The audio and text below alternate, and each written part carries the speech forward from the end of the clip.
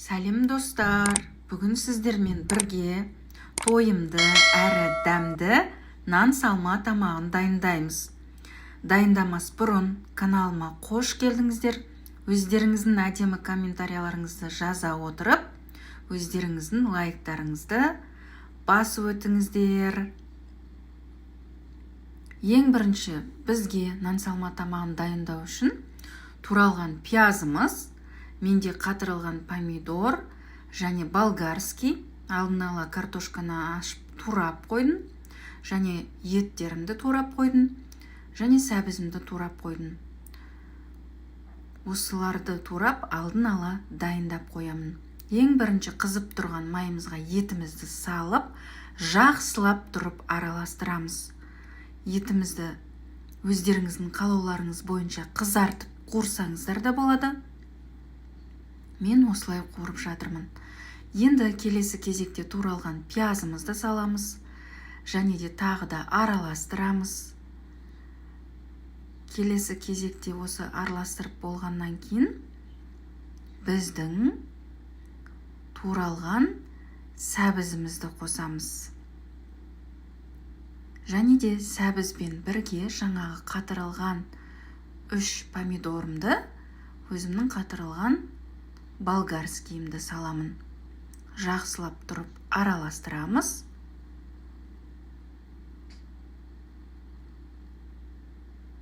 Және тағы да қуырамыз.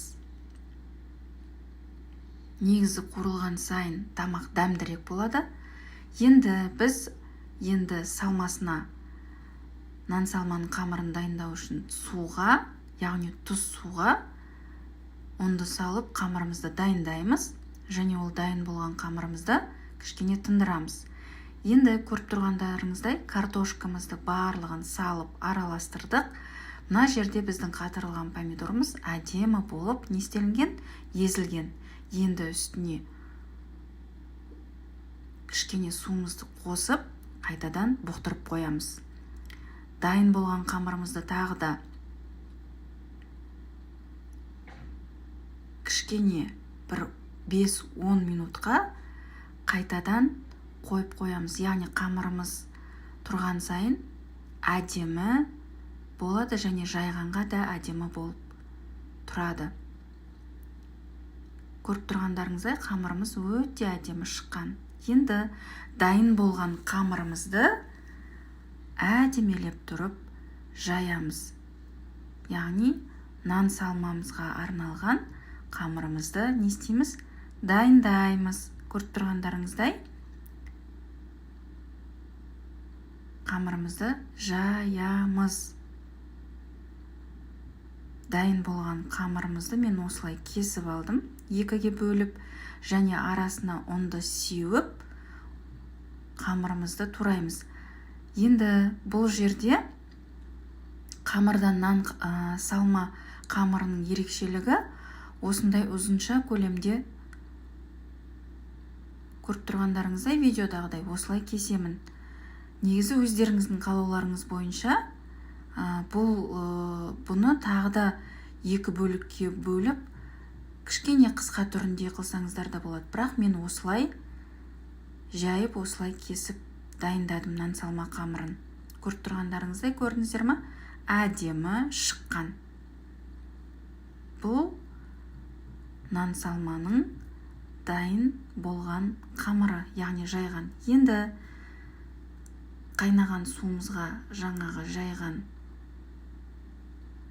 нан салма қамырын салып аламыз. Енді дайын болған қамырымызға, көріп тұрғандарыңыздай әдемі түскен, өзіміздің, былайша айтқанда, подливамыз дейміз ғой, подливамызды құямыз. Бірінші қамыр сияқты майын құйып аламыз, үстіне еттерімізді, картошкаларымызды, яғни подливамызды осылай әдемелеп саламыз.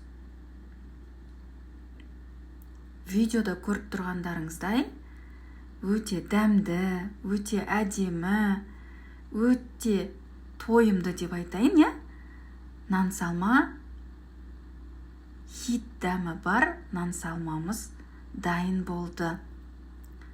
барлықтарыңызға ас болсын, дастарханымызда молшылық болсын, ас болсын барлықтарыңызға.